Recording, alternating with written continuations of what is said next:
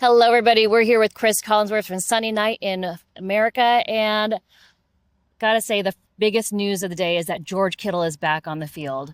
You adjusted from one quarterback to another when you were a player. How long does it take for a receiver to get on the same page and build that chemistry with a quarterback? It just depends. Some it happens right away, and sometimes it does take a minute.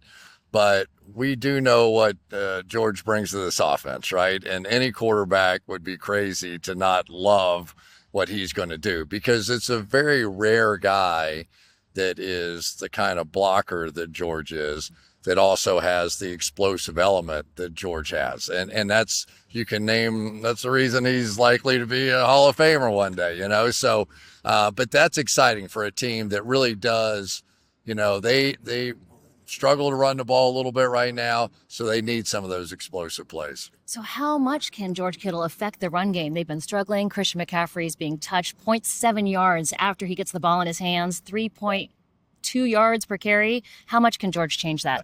I think a lot. I think in two ways, that either he's going to be able to make the block at the point of attack and get some of those outside zones going in the way that they've been struggling, but also you set up some play action off of that. So now when those safeties and linebackers want to come in and really try and blow something up, all of a sudden, we got a fake, and there goes George. And I hate it when he runs 60 yards for a touchdown. So yeah, he should be a big factor. How much do defenses have to adjust for just George Kittle being on the field? I think quite a bit. I think as you go into the game plan, you're always going to say, all right, who is the guy we have to stop here, right? And forever, we know, CMC, and we've got that. I understand that. And now Bourne has kind of had a hot streak here lately, but I don't think many defenses are going to put George number 3 on that list. Maybe I'm wrong because of what they've been doing with Bourne, but I feel like that maybe that flip-flops and Kittle becomes the number 2 threat, and then maybe some of these wide receivers do come up with some of the big plays. You've watched so much football in your career. How does a team like the 49ers bounce back from the loss of not just Nick Bosa, but now Fred Warner? That's a hard one. It's really hard. And it goes beyond with Bosa.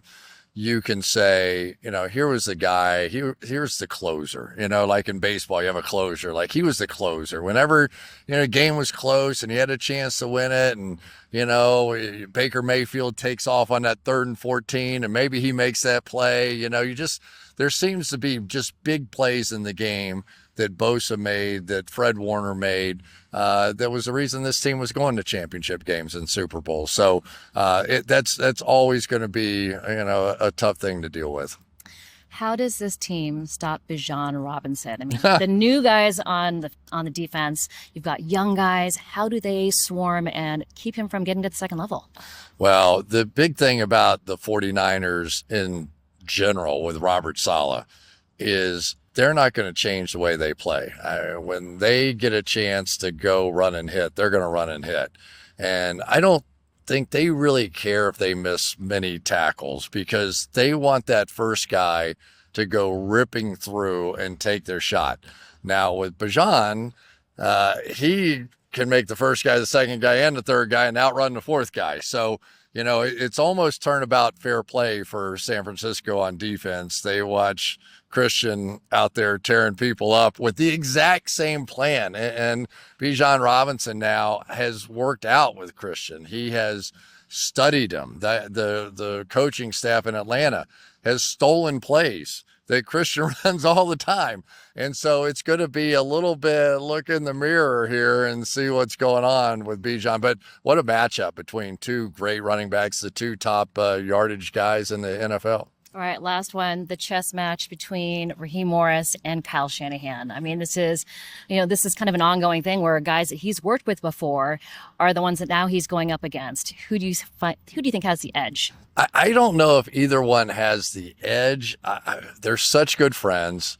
They've coached together. Kyle made it very clear that he would have loved to have had him coach here with him and made an effort to do that.